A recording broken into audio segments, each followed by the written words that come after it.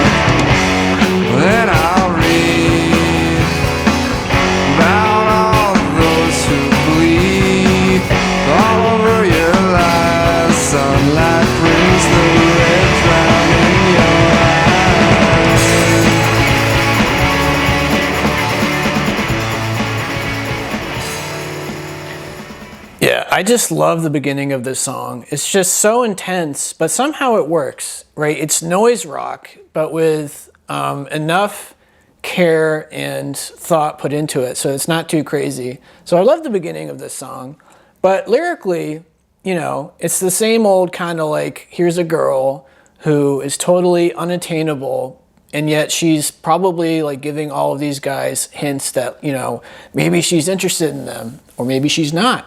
But she kind of is, or is she? Right? So poor Jay Mascis on this song is crawling towards this girl of his dreams who is always one step ahead of him. So the song is basically about kind of a scummy girl, you could say. Somebody who knows they're beautiful, who knows they're desired, and yet, you know, likes to just play around and seek attention, you know. So this poor guy, poor Jay Mascis, he's never going to end up with this girl, and this girl needs to grow up, in my opinion. But anyway, let's move along to track number 2, which is called Kracked. Come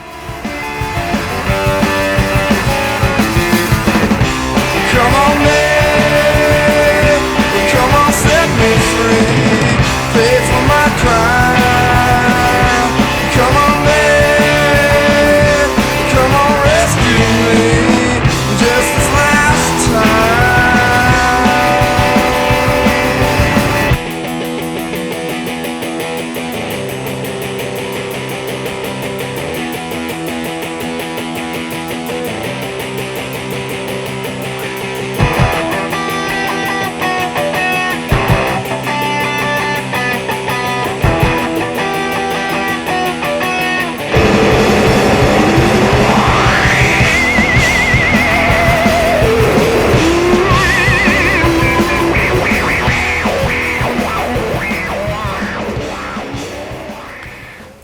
So now the tables have been turned, right? Instead of the woman being kind of a scumbag, it's the man, Jay Mascis, who basically has been cheating on his girl or doing something wrong, right? Maybe he's being abusive. Something happened, and you know, he's doing the old, oh, I'm so sorry, honey, I love you, I'll never do it again. You know, like, I promise if you take me back, I'll never hurt you again, blah, blah, blah. the same old routine that abusive people say and do, right? So this poor woman on this particular song probably is going to go back to this guy and is probably going to get cheated on again, right? She's probably one of those women who's attracted to, you know, bad alpha males or whatever. So this poor lady, she needs to find someone better. But anyway, let's move along to track number 3, which is called Sludgefeast.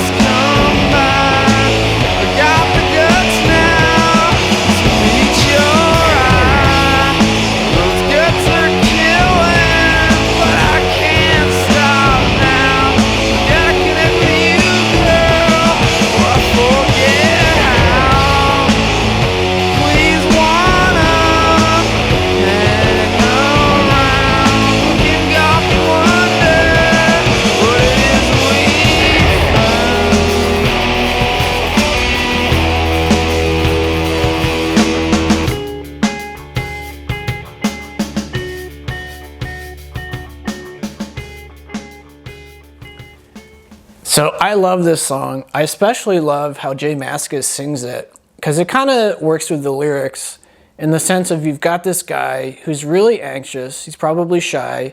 He's probably like me in the sense that, like, for half of the year during the winter, I'm really shy and anxious and depressed. But in the springtime, in the summer, I'm very energetic and confident and stuff like that. So this guy, sometimes he feels really confident, and he's got to take advantage of it when it comes, right? So right now, he's had this crush on this girl, you know, and he's finally in the moment feeling really confident. And he's like, oh my gosh, I need to talk to her, because now is the only time I'll have the confidence, you know, to be able to say what I want to say to her. So poor Jay Mascis, right? He's like me. He's very anxious, but he has momentary confidence now and then. So I hope he gets the girl, right? And I hope the girl is worth getting. So anyway, we're going to skip to track number 5 next, which is called Raisins.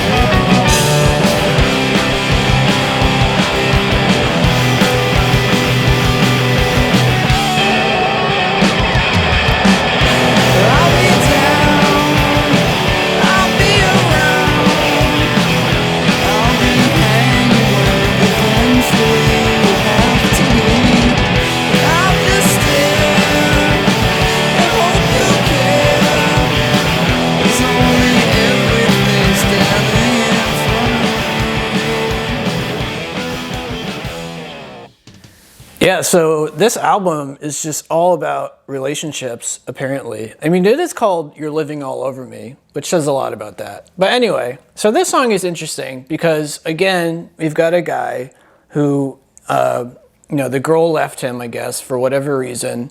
But he's determined. You know, he's like, I'm going to get her back, even if I have to be really creepy and stalkerish and just, like, hang out wherever she goes. Right? Maybe I'll just go to the same bar she goes to and just, you know, be kind of a creep and just hang around until she finally caves in and talks to him. Right? Because it kind of sounds like she doesn't want to talk to this guy, but he's going to do everything he can to be in her presence, to force her to confront him. Right? So he sounds like a total creep to me. Just my opinion, though. So anyway, we're talking about all sorts of relationships on this album. I dig it. But anyway, let's move along to track number 6, which I love. It's called Tarpit. Thought I knew you, stuck out my hand. You bit, wish I could understand. It's a twisted feeling, staring bored. Now it's time to burn the hope I stole. Wait for me there, gas and run. Still your righteousness won't be outdone. Stay inside, pull me out of space. Shred me, sprinkling gray. Stay and pick my pain.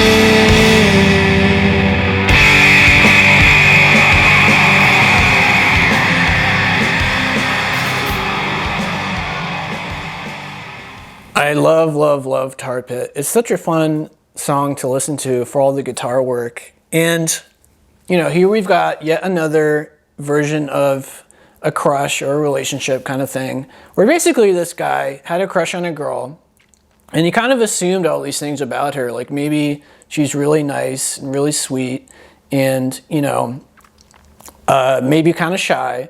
But he finally talks to this girl, hits on this girl, flirts with this girl, and it sounds like she is not anything like he assumed she would be, that maybe she's even kind of a jerk. That's kind of the impression I get. You know, I'm not necessarily sure that's exactly what he's talking about, but, you know, in my own life, I've definitely had crushes on girls who I just kind of assumed were, you know, shy and quiet and sweethearts. But in reality, they had a lot of issues. Let's put it that way. So this guy, as he says, he put his hand out for this girl, metaphorically, and she bit, right? But, you know, unfortunately, she did not live up to his expectations. So, you know, what can you do? You can't win them all, right? Isn't that what they say? But anyway, let's move along to another favorite of mine. It's called In a Jar. I'll be grazing by your window.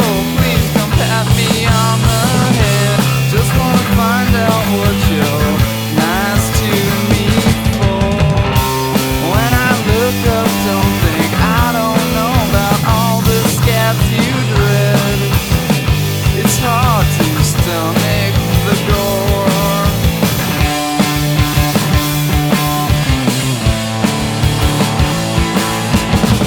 I know you don't have the patience to peel them off no more. In a jar where you fed me, all I could do was lick your hand. In a jar, the scars are plain to see. I hope somehow you'll know I understand. I'll be grazing by your window. Please come pat me on the head. I just wanna find out what you're nice to me for.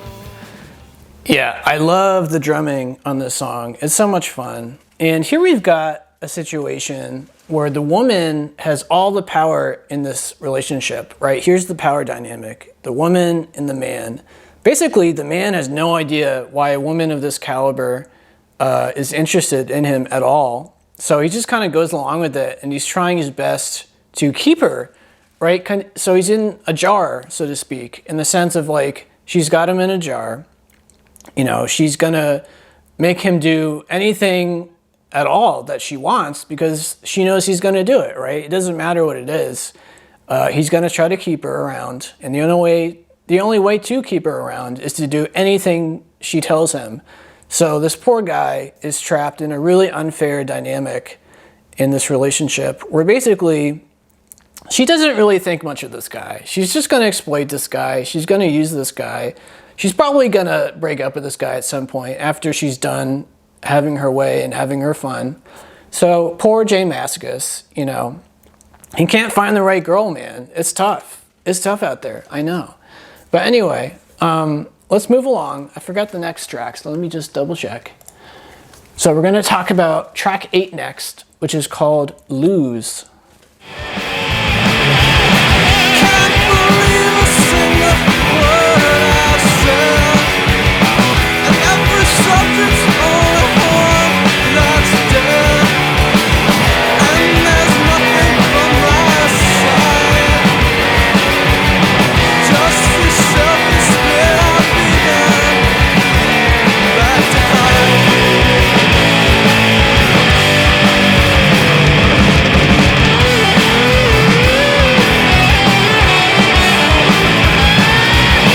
Creating stories dancing in my mind.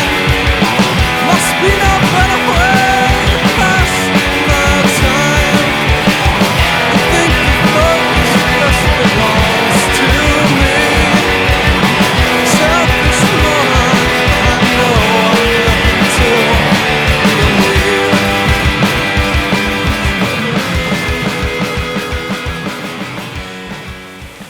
So this is probably the most interesting song to me lyrically on the whole album, because it sounds like here's a man who is just full of shit. He's totally selfish, but he also doesn't believe in himself, right? He has no self-confidence. He's constantly telling people lies that, like, you know, he's fine and that, yeah, he's got a dream and he's pursuing it, even though he's doing absolutely nothing to pursue it, right? He's just constantly telling people what they want to hear, but not actually doing anything in his own life to pursue any of these goals, right? So he's just like, as he says he's chained to this corpse for one more day. So in other words, he's always on the verge of just killing himself, right? He's just kind of existing. He's just surviving. He's not living his life. And I can understand him to some degree. I've certainly been there, you know, when I've been really depressed, where, you know, I have very little hope. I have very little self-confidence. I kind of just tell people what they want to hear, that, yeah, everything is fine. I'm okay. Don't worry about it, you know. So anyway, I can understand this guy's plight. So poor J Mascis on this song, you know, he's feeling very, very low, and he, on some level, wants to get his life together, but he's just too lazy and selfish and unmotivated to do it at the moment. So anyway, the last song I want to talk about on this album is track 9, which is called Poledo.